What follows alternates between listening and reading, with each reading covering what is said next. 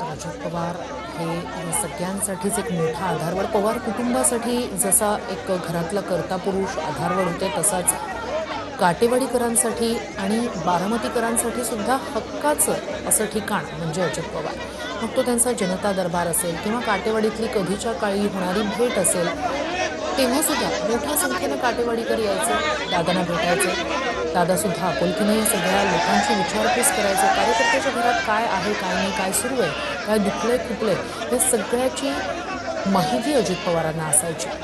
सर्वसामान्यांची, त्यांच्या प्रश्नांची, त्यांना काय हवं नको, त्यांच्या जीवनासाठी, पुढे विकासासाठी जे काही लागतं, या सगळ्याची छोटी छोट्या गोष्टींची सुद्धा जाण अजित पवारांना होती. ग्रामीण भागाची तितकीच शहरातल्या विकासाची सुद्धा त्यांना जाण होती.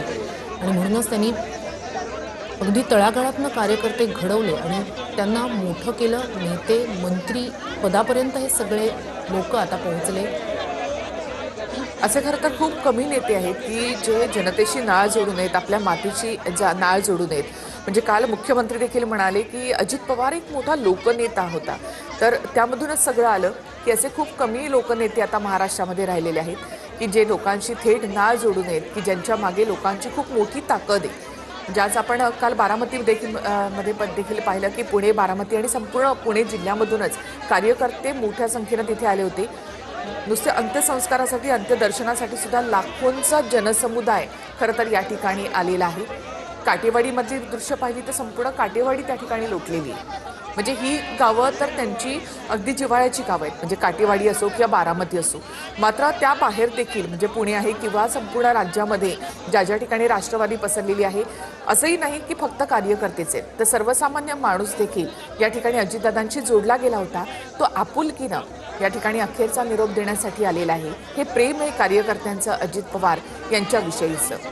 त्यांच्या भाषणांमधून सातत्यानं ते समोर यायचं, त्यांचं दटावणं, त्यांचं बोलणं कार्यकर्ते खूप प्रेमानं घ्यायचे. हे आपण कित्येकदा पाहिलेलं आहे. असा एकमेव नेता हा असावा की ज्याच्या भाषणाचे किस्से गाजतात किंवा त्यांच्या बोलण्याचे किस्से गाजतात. दादांचं भाषण म्हणजे हास्याचे फवारे असं गेल्या काही दिवसांमधलं समीकरण झालं होतं. मात्र तेवढंच ते गंभीर देखील असायचं. वेगवेगळ्या मुद्द्यांना ते जेव्हा हात घालायचे त्यावेळेला ते किती गंभीर आहे याची देखील जाणीव व्हायची. मात्र ते इतके खुमासदारपणे ते बोलायचे की समोरच्याला ते सगळंच पटून जायचं. आणि कार्यकर्तेही तसं बोलून दाखवायचे की अजित पवार जेव्हा बोलतात त्यावेळेला ते आपल्याला दटावतात, आपल्याला ओरडतात, पण ते सगळं काही प्रेमानं असतं. त्याविषयीचा राग कुणाच्याही मनामध्ये नसतो.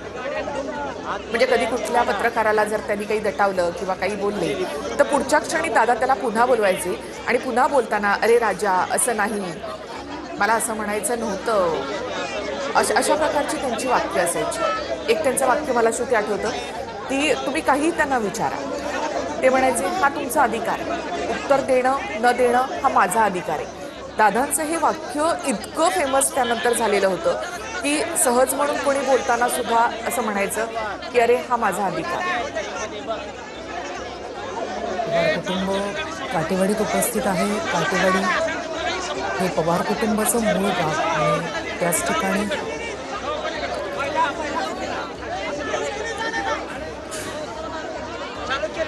तर पार्थ पवार, जय पवार हे देखील या ठिकाणी दाखल झाले.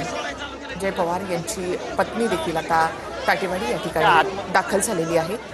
सुनेत्रा पवार यांचं पार्थिव शरीर जे आहे ते सध्या काटेवाडी त्यांच्या मूळ गावी असलेल्या त्यांच्या निवासस्थानी आणण्यात आलेलं आहे.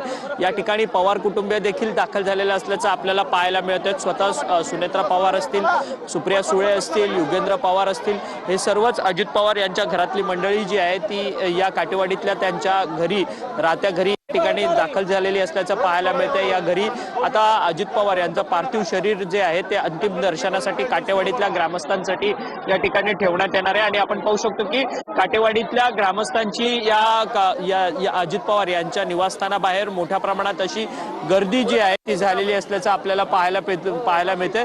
पहिला महिलांना या आतमध्ये घेतलं जात आहे आणि या ठिकाणी महिलांना अंत्यदर्शनासाठीची व्यवस्था जी आहे ती करण्यात येणार आहे.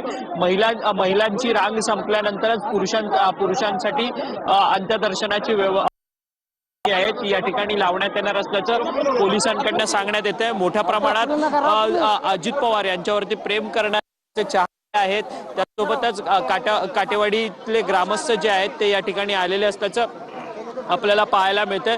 अजित पवार यांचा राजकारणातला दबदबा आणि अजित पवार यांचा असलेला नागरिकांशी संबंध या सगळ्यांमुळे अजित पवार हे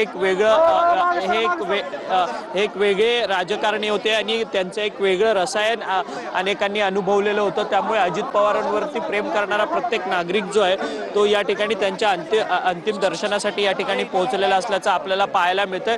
पोलिसांकडनं या ठिकाणी त्यांच्या दर्शनाची अंत्यदर्शनाची व्यवस्था जी आहे ती या ठिकाणी करण्याकरता सूचना ज्या आहेत त्या या ठिकाणी त्यांच्याकडनं देताना आपल्याला पाहायला मिळत आहेत. मोठ्या संख्येने या ठिकाणी अजित पवारांवरती प्रेम करणारी नागरिक जे आहेत ते या ठिकाणी जमलेले असल्याचं पाहायला मिळतं. आपण पाहू शकतो की या ठिकाणी मोठ्या संख्येनं ही सगळी गर्दी झालेली आहे. पहिलं महिलांना आता या सगळ्या काटेवाडीच्या आतमधल्या घरी सोडण्यात आलेलं आहे आणि त्या ठिकाणी पार्थिव शरीर देखील आलेलं आहे आणि अजित पवारांचं ते पार्थिव शरीराचं अंतिम दर्शन जे आहे ते या ठिकाणी काटेवाडीतले ग्रामस्थ करतील आणि त्यांच्यावरती जीवापाड प्रेम करणारी जी जनता आहे ते करणार आहेत. पहिलं महिलांना या पार्थिव शरीराचं अंतिम दर्शन करण्याची व्यवस्था जी आहे ती पोलिसांनी केलेली असल्याचं पाहायला मिळते आणि त्यानुसार महिला ज्या आहेत त्या आता आतमध्ये जाताना आपल्याला एकापाठोपाठ एक जाताना पाहायला मिळत आहेत.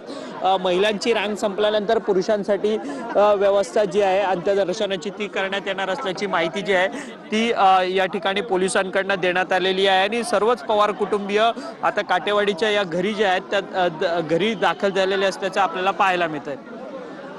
अजित पवार यांचं पार्थिव त्यांच्या काटेवाडी या निवासस्थानी ठेवण्यात आलेलं आहे.